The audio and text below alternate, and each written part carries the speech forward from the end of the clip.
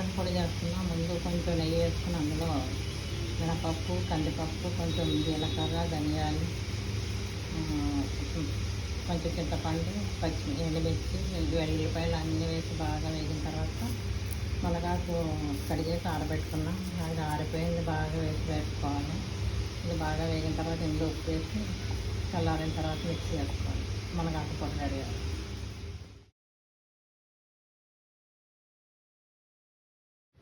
మునగాకు పొడి రెడీ.